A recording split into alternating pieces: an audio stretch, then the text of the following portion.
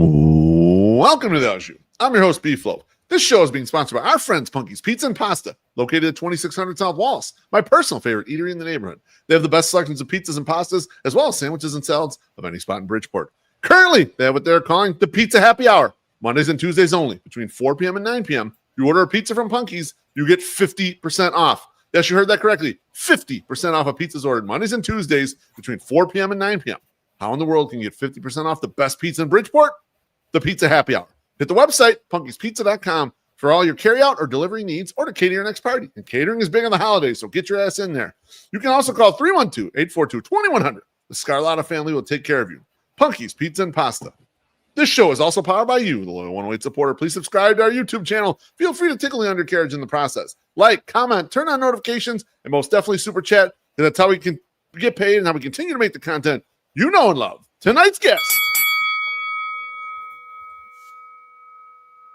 He's a longtime guy in White Sox Twitter circles, a many-time participant in the 108 tourney. From throwing lot seat tailgates to now being a dad, carting his kids around the ballpark, you can find him in section 110 on the regular. He's also part of the Future Sox gang, writing a regular column called Trending on the Farm, where you get the latest and greatest on your favorite White Sox prospects. And lastly, I believe he's a secret billionaire since he owns chickens. Sleepy Harold, welcome to the Au, my friend.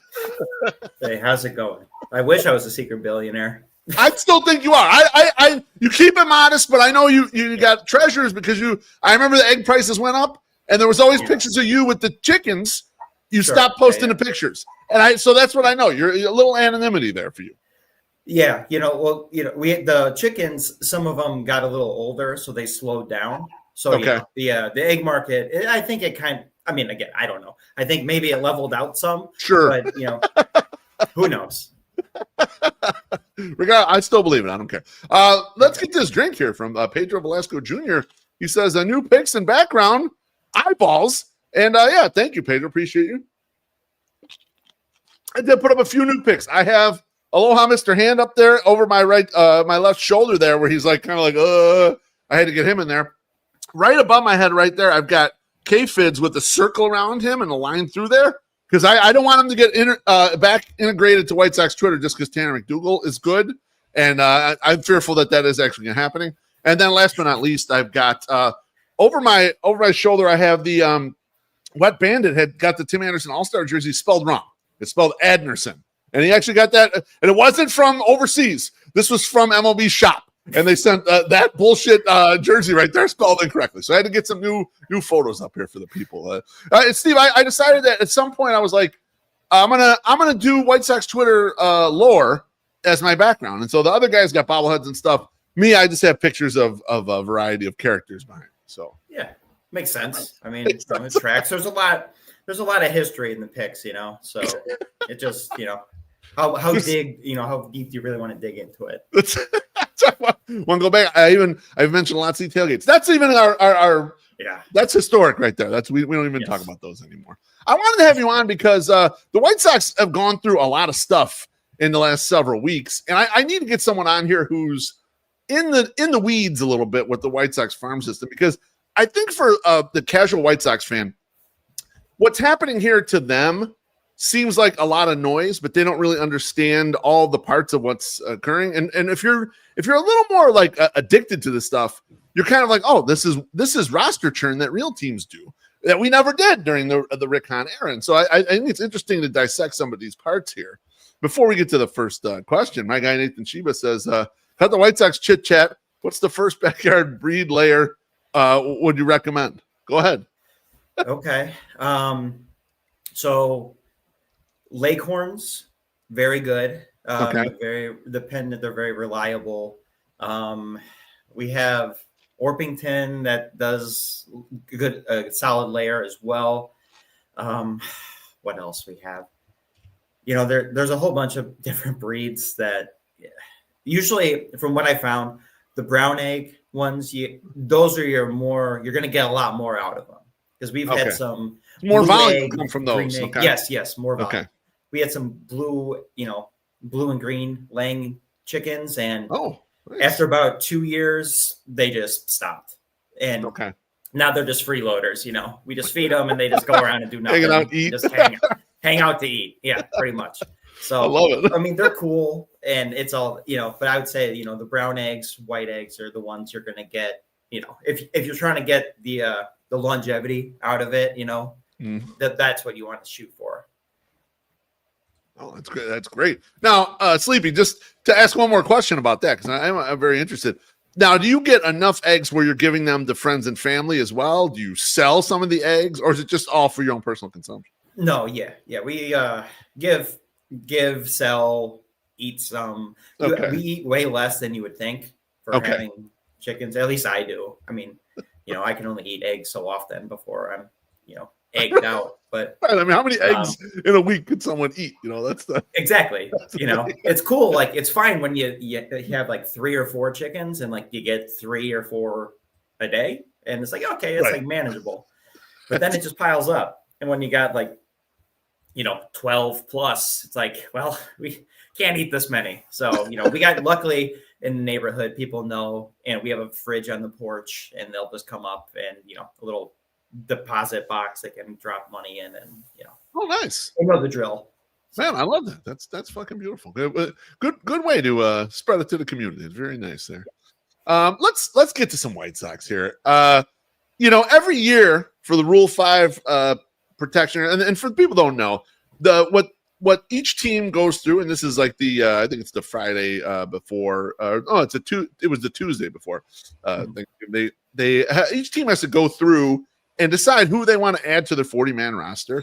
People who are newly eligible to be participants in the Rule 5 draft. And the Rule 5 draft will take place over the winter meetings.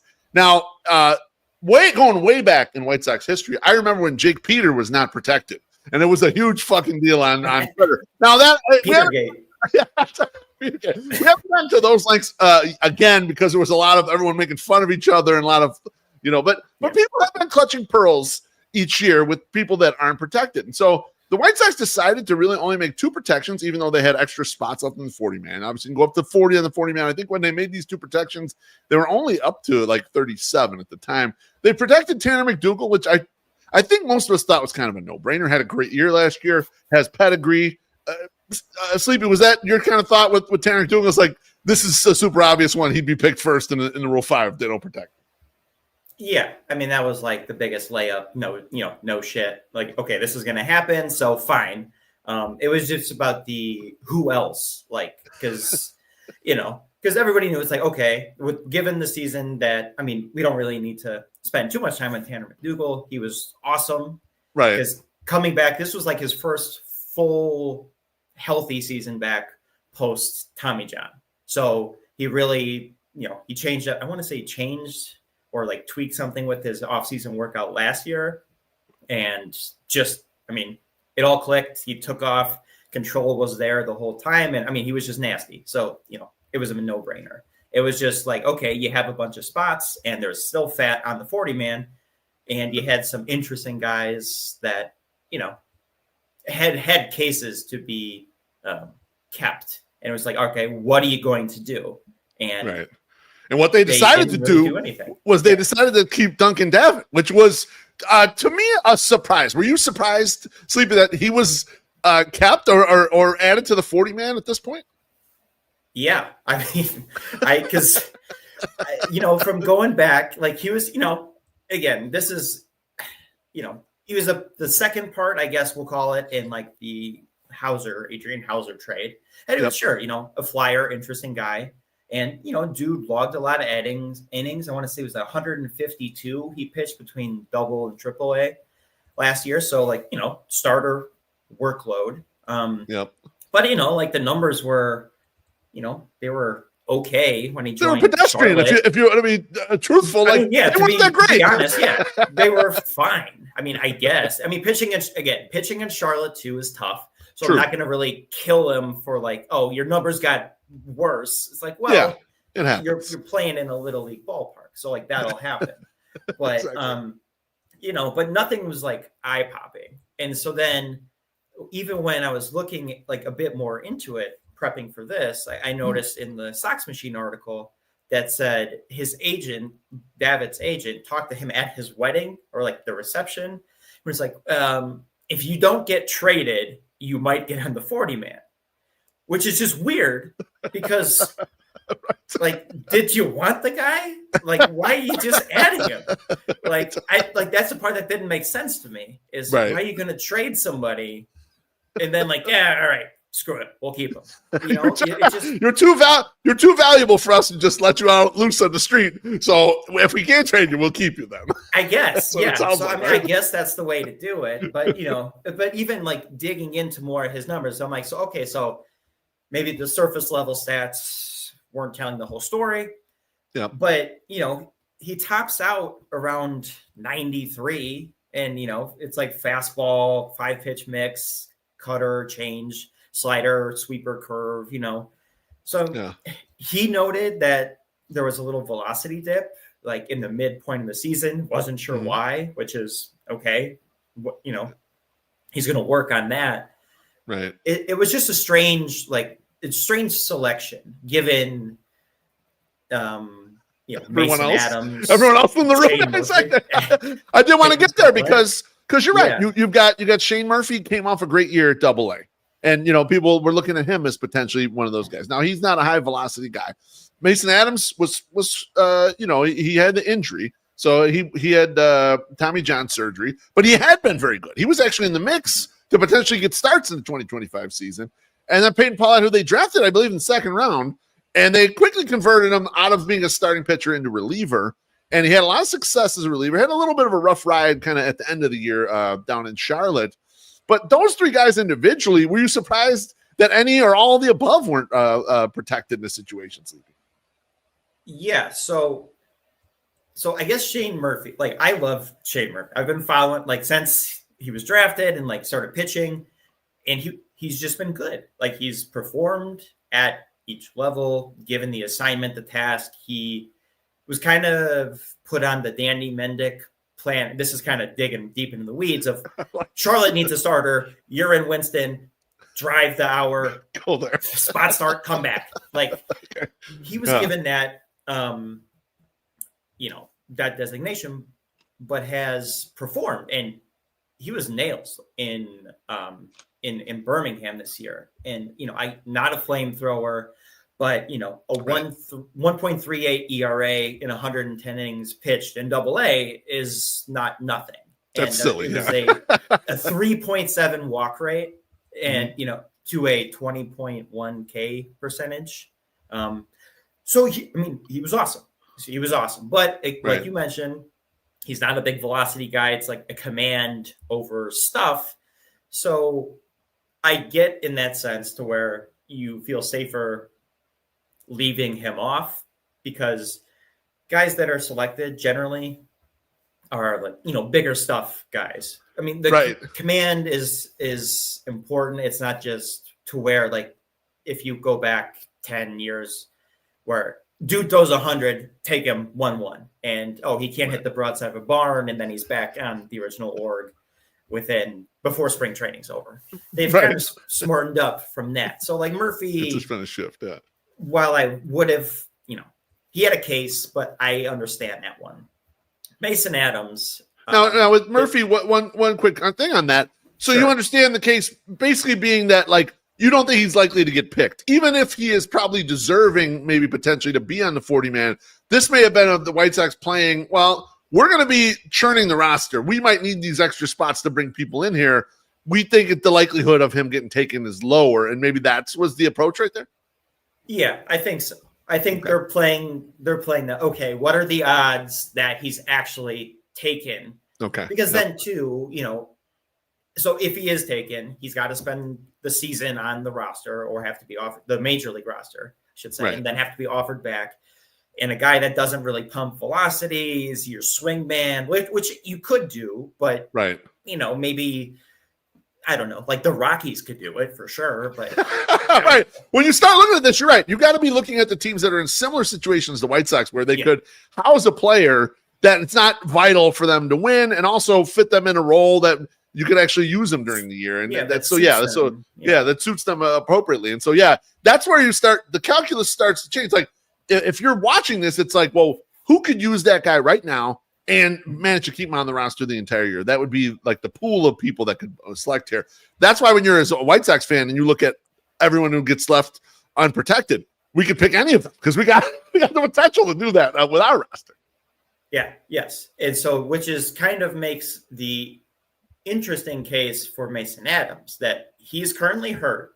Yeah. So for the offseason, he would have to be, obviously, if he were to be drafted in the Rule 5, he gets thrown on the 40-man. And then once there's a certain point during spring training where he could be placed on the 60-day IL and comes off and opens up a spot.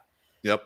For everything to work, he only needs to spend, I believe it's 90 days on the active MLB roster. So the logic, I guess, is, okay, we don't have to roster him the entire season.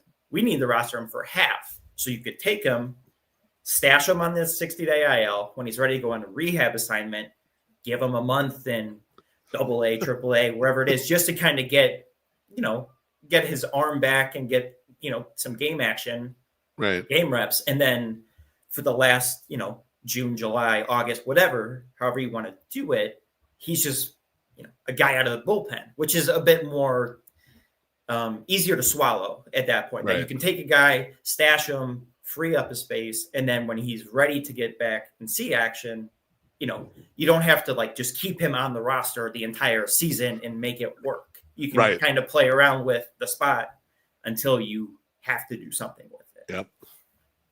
Yeah, absolutely. It leaves a lot more leverage for the team that would be selecting him to do this. If they were just trying to, hey, let's just grab another guy who has some starting pitcher pedigree, and we want to add this to the fold here. I remember probably 6 or 7 years ago, the Padres, when they had a horrible team, they went and grabbed 3 guys out of A-ball that were Rule 5 eligible and put them on their 25 or 26-man roster and just hid them and tried to turn them into prospects. Now, those guys didn't end up turning into much of anything, but this is a situation you could do this with Mason Adams as well, even though he's not as young as those guys were, and just say, if you're the Rockies or Nationals or some team that's not going to compete, say, we need more starting pitcher depth, grab the guy, throw him on there. And so I thought that was curious too, Sleepy, in that effect.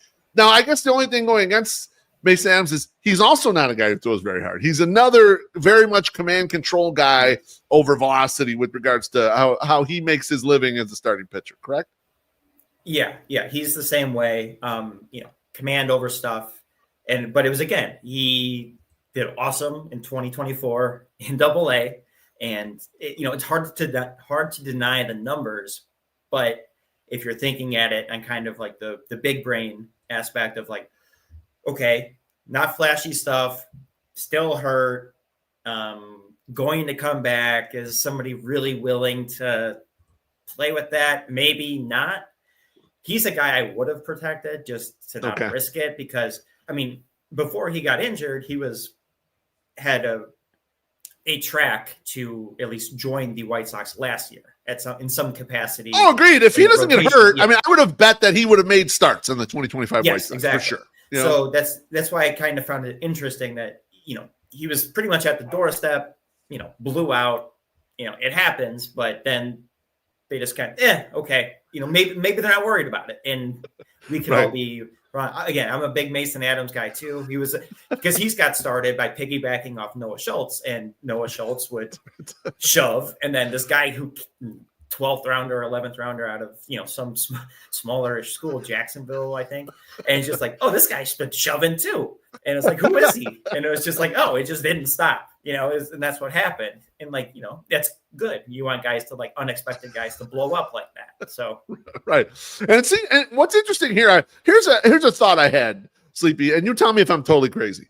I thought that when I saw the way this went down, I thought that the reason why Duncan Davitt got the spot and why Mason Adams didn't is because the White Sox foresee themselves needing extra starts, especially the first 3 months of the season. And because one really can't provide them to them, and the other one actually could provide it, that was the absolute tiebreaker. I think you're right. If they were both healthy, I think you see Mason Adams get that spot. And I absolutely is a guy that they're you're starter number 6, and when something goes wrong here, you got the first chance to make the start up here. Because you have a pile of these guys already. You got Drew Thorpe, and you got Kai Busch, and they're already on the 40-man, so you can't do much with them. They're going to – I assume they'll start the season on the IL. I don't know if they are they're injured enough to go 60-day, they might be. But I think that the White Sox and all the maneuvering were like, we can't afford to have another arm that's in that state where we can't move it around, Yeah, and I agree. And when I thought about it and sat down more and thought about it, I'm like, that angle makes sense. Isn't we're gonna need arms.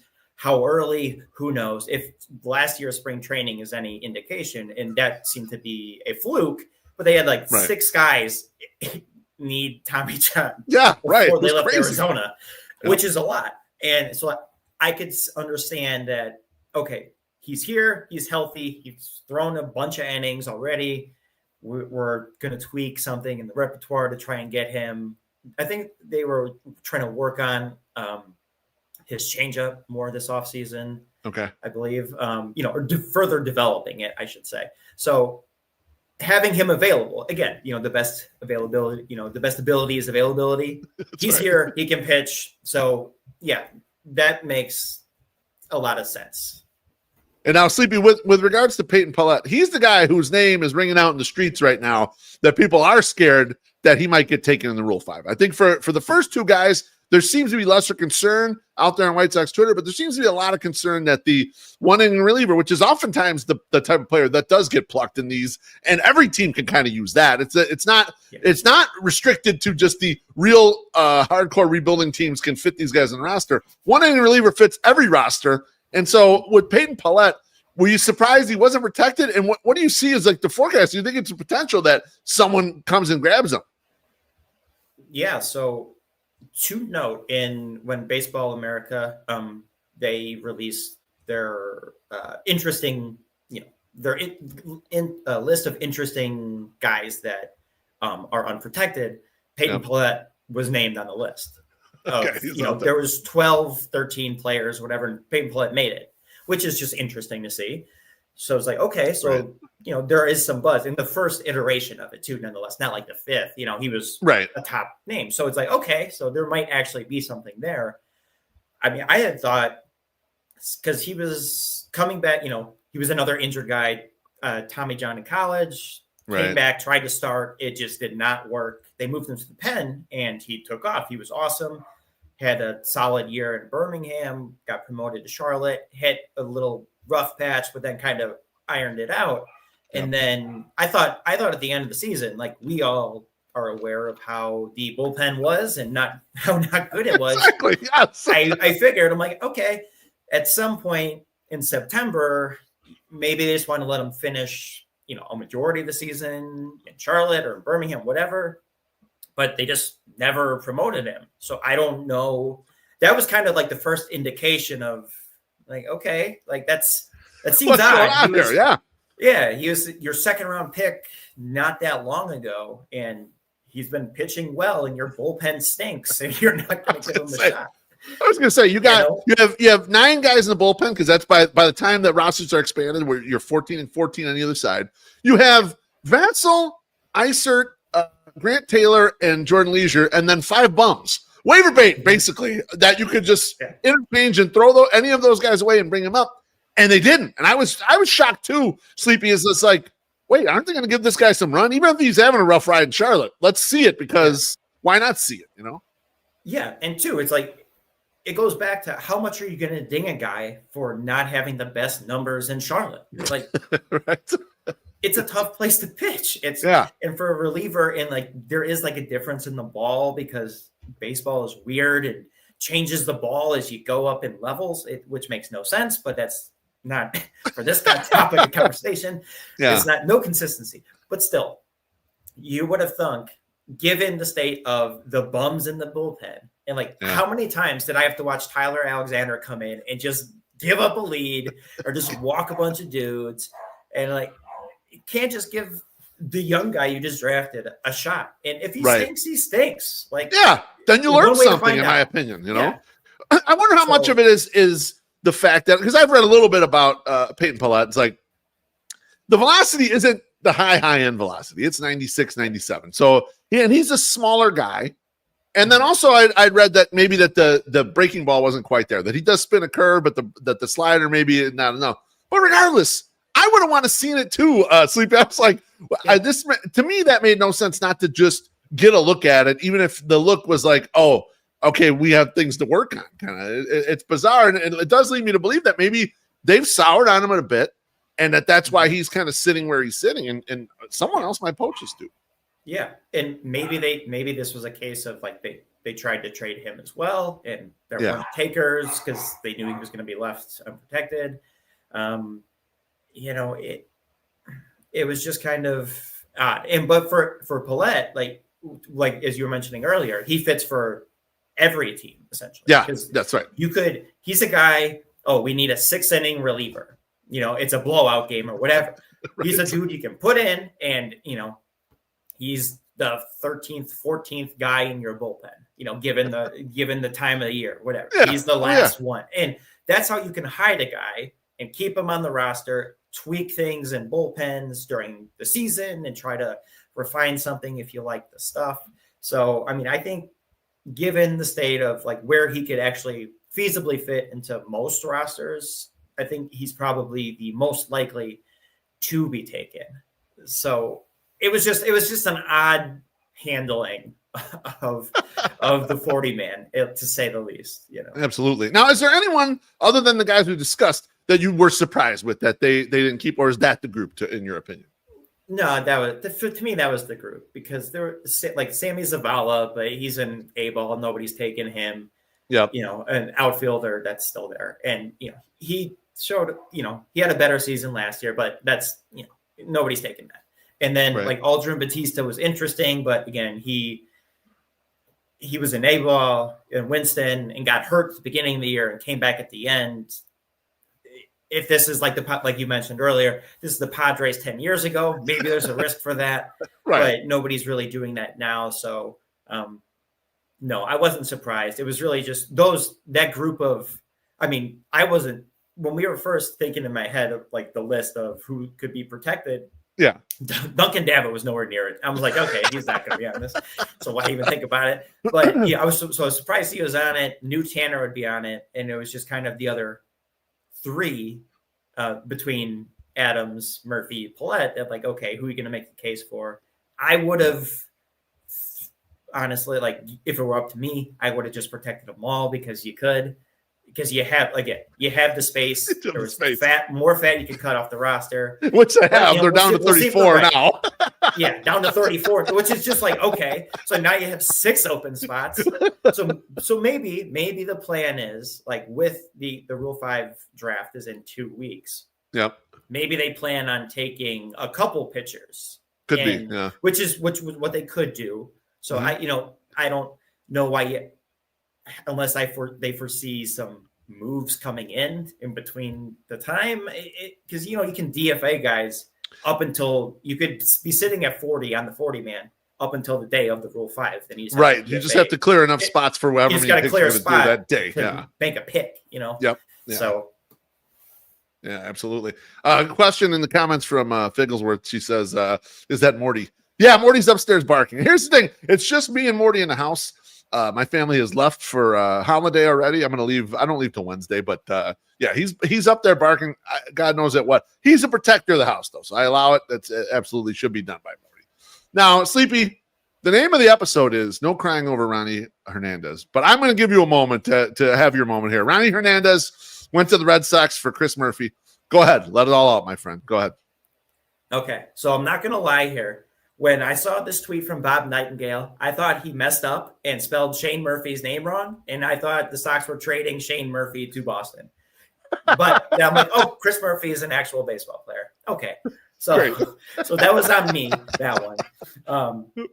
But for Ronny Hernandez, like from following him when they signed him to the DSL, ACL, he was a catcher, young guy who just performed above expected, above league average offensively at each stop, being younger than the competition. The defense was a work in progress, but he was a 17, 18, 19-year-old catcher. That's generally the case for most people.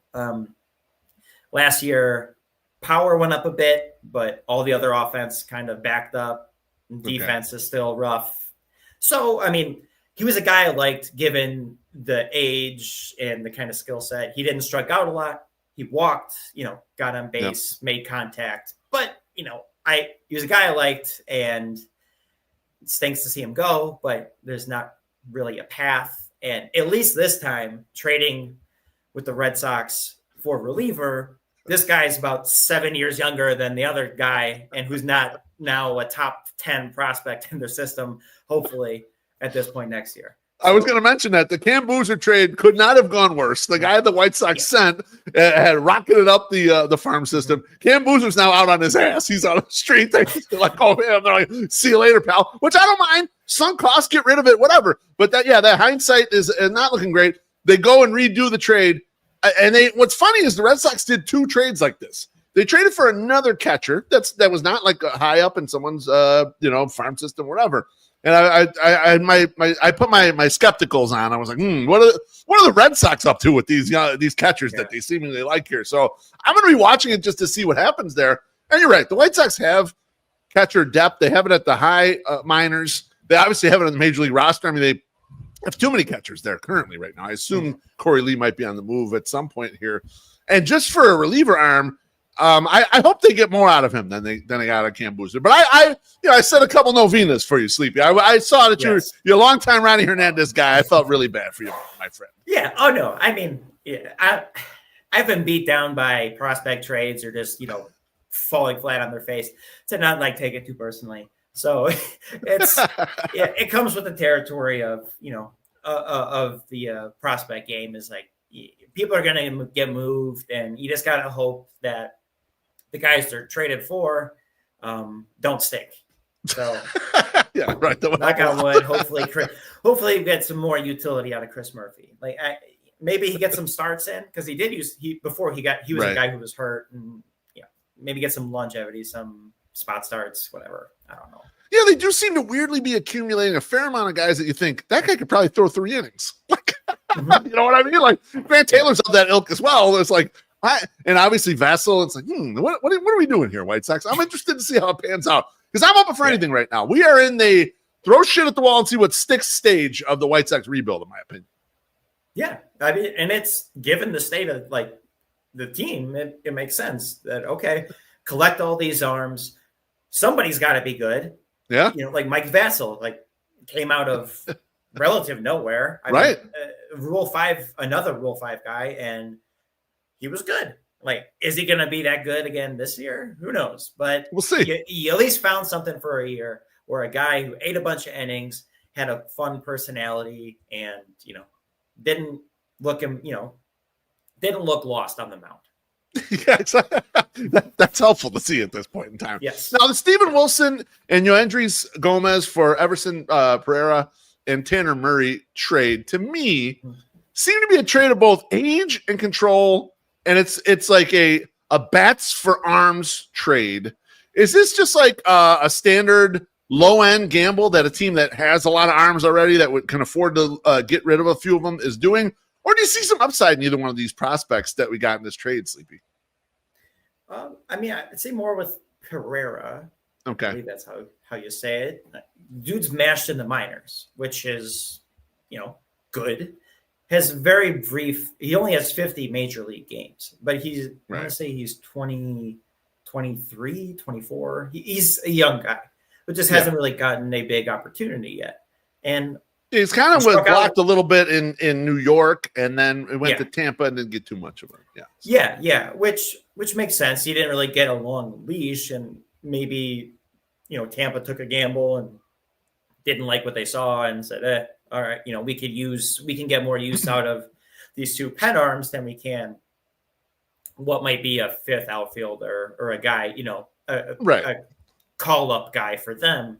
Toward the White Sox, you can at least get theoretically an extended look to see okay, can you put it together? Maybe I'm assuming this is a Ryan Fuller task of can we unlock something here to make him, a legitimate option in the outfield, because he's gotten good, some solid praise for his defensive work, maybe slowed down a little bit covering center, but that's kind of to be expected. So I think in that regard, he's definitely the prize of it. I mean, Tanner Murray to me he just seems like a dude who, if you got somebody's hurt and you need the shuttle from Charlotte, here you go. He can cover. He's a utility guy. He can cover all the spots. Just nothing exciting. Like his minors numbers are okay from what I see. He just seems to be like a versatile, call up option, because BA had a nice little snippet. I'm going to pull it from them. Yeah. He played 25 games at second, shortstop, and third base in 2025 in all three outfield positions, although not really much of a center fielder. So he's a guy you can plug him in anywhere if you need him. And it's just probably, break glass in case of emergency option in Charlotte until hopefully you don't need him, but he's there if you do.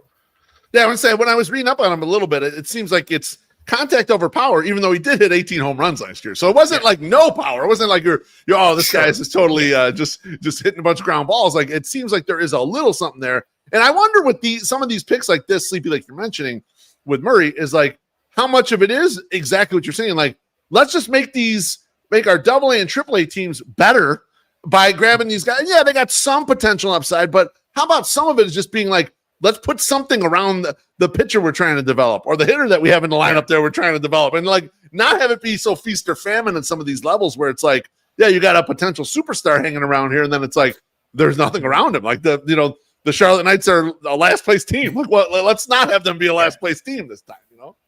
Yeah, and providing support for if you're sending other important, impactful prospects there, you kind of want to insulate them in the lineup a bit. Yep. So in that regard, like it does make sense to kind of add a little sense of security. And he's not a world beater by any means, Tanner Murray, but he's kind of reliable. You know what you're going to get. Can play him all over, and we'll just insulate the lineup a little bit there. And if you need him, you need him, because they did add him to the 40-man after, because he needed to be protected. And I checked, and he's on there. So I guess I added him around there.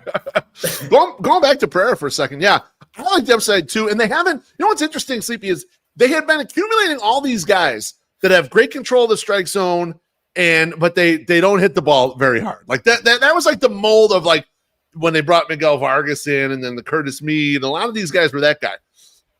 Pereira's the opposite of that. He does not control strike so well. He hits the hell out of the ball, kind of all fields. There's a ton of power and speed in there. I thought it was interesting. I almost wondered too, because I heard Chris Getz mention like, well, he kills lefties. I almost wonder if like the initial plan for him is like, well, the way he's rosterable to us is we'll play him in the Austin Slater spot.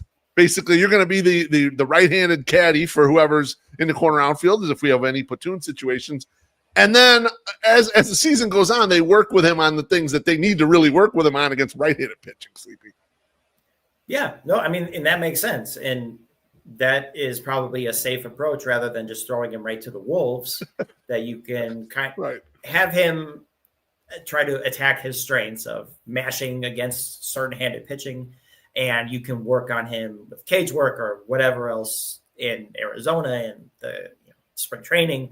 Try to identify making better pitch, swing decisions, whatever they're going to work on. Because I'm sure they see something, and it does make sense. He was a highly touted guy, former top 100 guy.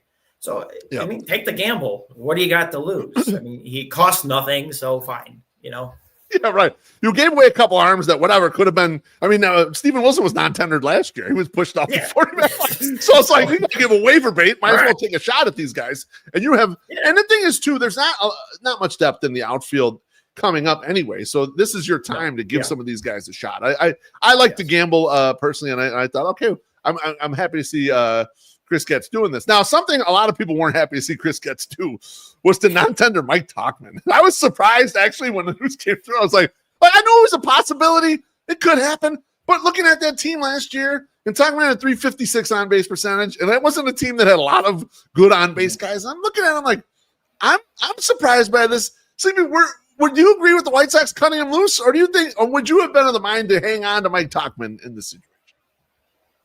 So I went back and looked up what he signed for last year, and it was like 1.15, 1.95, like just under 2. Okay. And so his arbitration number was, I believe 3.4 projected from MLB trade rumors. Yeah, and they're usually pretty good at that. Actually, they're usually pretty tight on the projected. They're pretty right on it. So that's you know, a sizable raise. And I guess if the thinking is, well, we could probably bring him back for 2.5 if you want. Okay, like I understand letting him walk or non-tendering him. Non-tendering. It just, I mean, he was good, but he's also kind of getting older, and his legs don't really seem to work that well, which is not a good recipe for an outfielder. If he was coming back to just DH and be a vibes guy in the clubhouse, makes sense. Yeah. But given, again, kind of going back with some roster construction, how often is he going to play there? Or if they had left field open, maybe he doesn't have to run so much. But Benny's stuck there or has to DH or Caro or Teal, who's ever not playing. So kind of didn't fit, although I understand why people wanted him back, and he was a good player for them last year. I was definitely surprised to see how mad people were. It was a reaction. He's good. He's fine, but I don't know. It reminds me of like when people got all mad when Jason Benetti went to Detroit, and everyone was like, "Oh, I'm done with the White Sox." Like, really, the announcer? So I don't know. Like, I like Benetti. It's all good. I do too, but I was like, this is a little much. We're over. Well, I think we're channeling some other bad feelings into this thing right here. Is what it feels like. Yeah, a bit emotional reaction. So, but you mentioned it though. You mentioned that there is potential for them to say, you know what, we don't want to pay that projected number 3.4, but maybe we bring you back at a lesser amount. Do you think some of the calculus here is that they told them, look, we don't think that's the price. Go out in the market. You can find better. Go ahead. If not, come back and we'll make you an offer that we think is reasonable. You think that might be part of it? Yeah, no, I definitely think so. Because even it was on Inside the Clubhouse this past weekend. Josh Barfield was on there amongst all the other dribble about Nashville and I don't know, salary caps that we don't need to get into because that was just tough to listen to. But Barfield did mention that, they would be open to Tauchman coming back. Okay. Potentially. So I think it's a thing of, like you said, hey, go out, you can test the market, see what it's like, and maybe we can work something out down the road.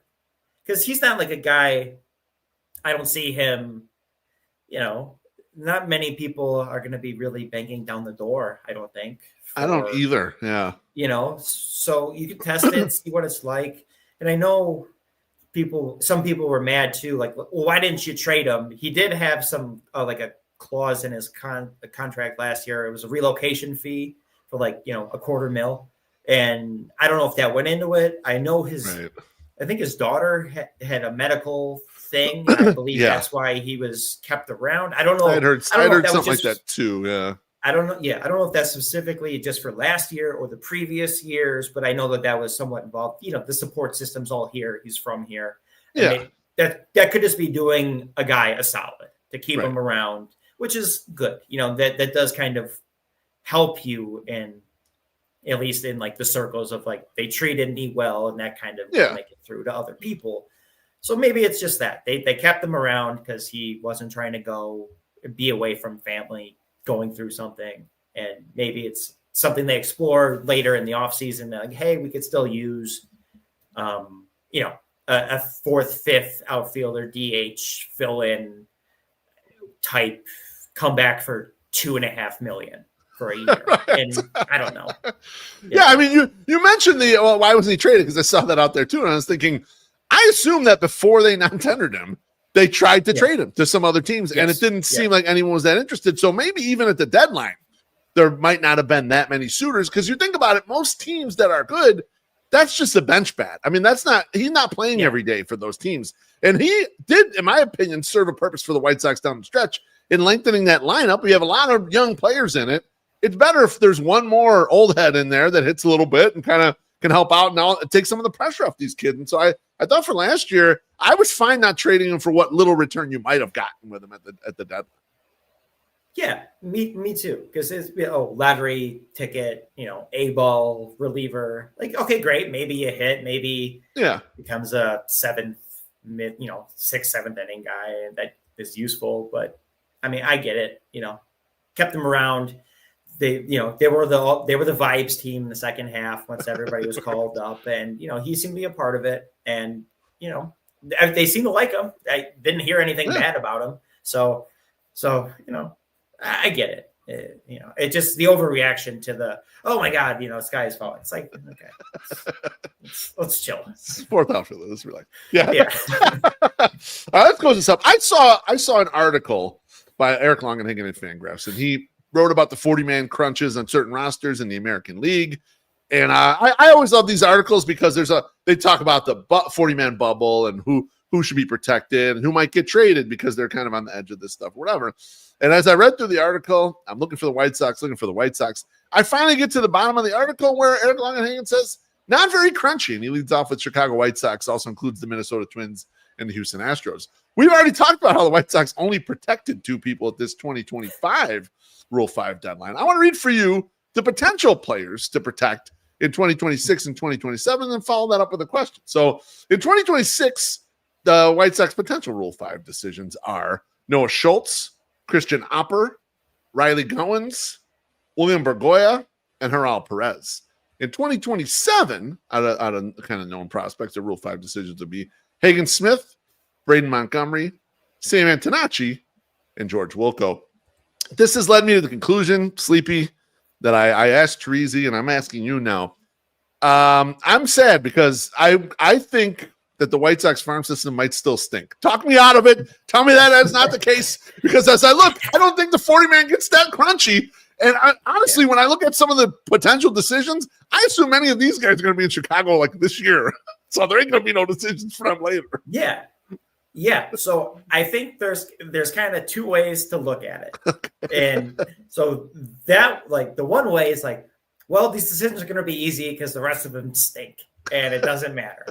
But the other way is we know who the guys are that are going to be protected. So the spots are, Schultz, Hagen Smith, because Braden Montgomery will be up, assuming health should be up this year. You would expect to probably see Hagen and Noah. Antonacci is probably another guy I would expect to see this year. So, that's kind of like addressing the need, or, addressing the thing, getting out in front of it to where we're probably just going to see them and they're going to be added. So, and then how we touched on it earlier, that there's still fat you can cut off and it's not going to be that big of a deal because once you're getting these impactful guys to kind of come in, that's kind of your roster. So like in one sense, the farm rankings and all that will suffer because all the guys are here now. Because the goal is to have a good big league team. Get those guys out there and have the big league team. Yeah, exactly. So that's kind of the point. But so what they kind of even doing with the draft and why drafting high school prep guys is kind of valuable in this case is it gives you, in most cases, because it's the how that works too is it's age based. So like when Colson Montgomery was drafted, he was 19. So instead of the 5 years as a high school like Rule 5 guy, he was 4 because he was older than 18. He was older. Yeah, that's right. Yeah. So, but in general, most of the high school prep players you're drafting are 18. So that gives you 1 year to kick the can down the road, so to speak, to have to make a decision on them.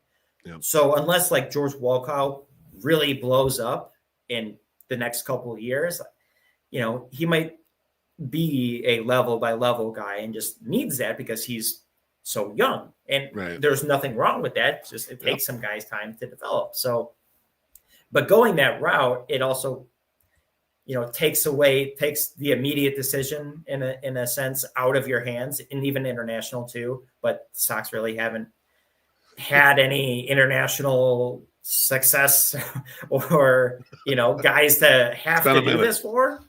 So that's another issue that they at least seem to be trying to address, building a new complex and there are rumors of signing a 12-year-old in 2030 and, all that stuff. But so I'd say like not being crunchy now kind of makes sense. And like the system ranking where it was at the beginning of the season to where it was at the midpoint, they were a top 5 to 10 system. And then they were middle of the pack in the preseason rank or the midseason rankings because all the guys pretty much from the list were in the big leagues. Yeah, they graduated. And they were, and a lot of them were playing well. Like, so that's what you want, Right. So like, I'm not gonna bang them for that because like, that's kind of the point. That's what had been missing from the last one was just having guys come in and look the part and play. So, and given the system now, like the state of it, there's some flashy names up at the top with, Noah, Braden, Caleb Bonnemer, Hagen. Yep. Then you kind of get to, I don't want to say like safer, but lesser known, your Tanner McDougal is on there, but Opper, like guys that have built up their stock within the past season. Now they have to obviously keep that going. They were off the map. They are now on the map because of the performance. Exactly. I mean, that's what, because of the performance. And so, and even that kind of hopefully bodes well for the incoming class of players that we've seen progress, with these guys, with these recent draftees in this new organizational structure. Now, obviously, everybody's not going to hit. That's not how it works. It'd be great if it did, but it's just not going to happen that way. But that's why you have to have, guys, like people just coming in. And that's why it's, and again, too, important that the Sox hopefully can get some good lottery luck, the draft lottery luck. Because that's coming up too. Yeah, obviously a top pick is great, and it'll help for potential, future rosters and all that. But also with the budget you have in the draft, picking higher gives you more money to play with, and they'll have the second pick in rounds 2 through 20. But having the top pick and whatever the top bonus amount is, nobody ever gets the top, the full slot at 1-1. But it just gives you more money to play with. And then hopefully if you can trade for a slot later, like you still need to be building up, that prospect pool with some fast, quick movers, maybe like a college guy. And then like, how they've been kind of teetering between high upside prep guy, maybe, like Rob Chalowski, if they happen to get 1-1 and, something like that. I don't know. Exactly. Hopefully, but that's for months from now and 2 weeks from now, hopefully good draft luck. But yeah, that's why it's like all this dumb stuff that they had ignored for so long or not give a crap about came to bite them, because when you run out of people people are hurt on the big league roster, everybody stinks, and you call guys up and they can't hit or they can't do anything. And then you're just searching the scrap heap for anybody with a pulse. Like, it's nice to have waves of guys that can hopefully just be solid. And well, no, you actually you make me feel a little better talking about this, because you do bring up a good point that guys like Tanner McDougal, guys like Christian Opper, guys like Sam Antonacci, they were not on the map. They weren't like your first round pick, your second round pick. These guys popped from further back, and so you're seeing more development than we've seen in the last regime. You're starting to get some of these guys fill in. Now, I agree with you. I think in the international, that's where the layer they're missing right here. The fact that they haven't really gotten anything from there. So you have none of that age group coming up and kind of like helping out these groups around it. But it is encouraging to see that. And you're right about the bonus pool. If they get the bonus, they get that, like the 1-1 and you get all that extra money, whatever, they can take more shots like Tanner McDougal. They're like, oh, those are the shots you want to take. Like Dylan Cease was a shot like that years and years ago for the Cubs, where he was a 5th round pick, but they paid him a bunch more bonus because it's like, all right, we're going to make sure you don't go to high school. We're going to develop you right now. And like, those are the shots that turn into some guys. So like, it could be encouraging. I need to see the White Sox sign the 12-year-old for $6 million, and then I'll feel really good, because then the international is on the right track. Sleepy. That's where I'm at. Sure. Yeah. So that's, I want to say 2030 class. So we got a little bit until then. And they're not going to talk about it. Ishbia's infusions will come. Yeah, exactly. Yeah. They brought it up because if you're thinking about it, like that's what kind of what happens. And Sox fans went crazy because they didn't know that the other teams do this. They have like the 13-year-old that's basically under contract until they're 16 to actually sign. Yeah, I mean, I know I talked about it too with Ian and James on one of the Future Sox podcasts, and it's like, if you think about it, it's like a gross system and how it works and how it operates, but it's the system and everybody else does it. And I mean, I understand that not wanting to do it, but we've seen nothing from a literal pipeline of talent where a lot of above average baseball players come from that has been ignored by them for far, far too long. And like, I get the uneasiness of it, but if you can't just ignore it, like it's the weird, like the double-edged sword of dealing with the Buscones, and but you gotta be in on this. You gotta have an academy, and you gotta be in on this with these younger kids. Yeah. I mean, it kind of is so, what it is. And so hopefully, because like the new academy, I believe, opens after next year or at the end of next season or something. So hopefully that'll help get them modernized. And I want to say like they're projected for some interesting guys in the classes, but like again, this kind of goes back to these guys have had deals 4 years. Right. And they're just eligible to sign now. So they probably had deals 2-3 years ago. If they're a top one, sometimes they fall through for whatever reason. But conditions change and they come out of there. Yeah. But Roki Sasaki ends up in the pool, and then everyone's like, "Oh, we're going to go for that guy now." Yeah, some stuff can change. So that's the truth. Yes. Yeah. I was gonna say that would be something. That would be something interesting if the White Sox did start really investing in the international leagues, and it seems like they're making the steps forward to doing that. Man, that almost brings a tear to my eye to think about that. Sleepy, thanks for sharing your thoughts on 40-man ads. Ronny Hernandez, Mike Tauchman, and the state of the White Sox farm system. Remember, we ain't trying to be right on the show. We're just trying to understand. Everything you want to plug before you go? I mean, it's kind of like our off season for Future Sox. I'm sure we'll be, paying attention with the draft lottery and then Rule 5 stuff. So, you can tune in for us there. Obviously, James and Ian do the weekly shows, all that. I don't know. How about you stay out of Blackhawks business first and foremost? How about that one? Since that tweet, you tanked them. I know, we're 0-3. I didn't mean that. I was asking a question, and people, it was funny. I'll be honest with you. A lot of Blackhawks fans came and explained it to me in terms which I can understand. Only a handful of them dunked on me. Like a fair amount dunked, but a lot of people just came and said, "Oh, this is just, this is like if the White Sox in 2018 or like the 2019 White Sox basically stepping up really quick and like, oh my God, they look like you got something here." And they were like, the only difference is they have a real superstar on that team with Bedard. So like it's kind of a little different. And a bunch of cap space in a cap league. And that's the thing. So it's like, it's so promising, but frustrating. Yeah, the people generally spend to the cap. There's not usually, so you're gonna add some players. So that was good to see. Sleepy, always good to talk to you, my friend. I hope I see you at the ballpark a little more. Oh yeah. I'll be. Next season can't come soon enough. I'm already sick of being cold. So take care, my friend. Good to see you. See ya. Thank you. That was Sleepy Harold. I love Sleepy Harold. Long time guy, Sleepy Harold. Next week's guest is going to be nobody. I'm taking the week off. Next week off. We are going to do a few more Ajus though before the end of the year.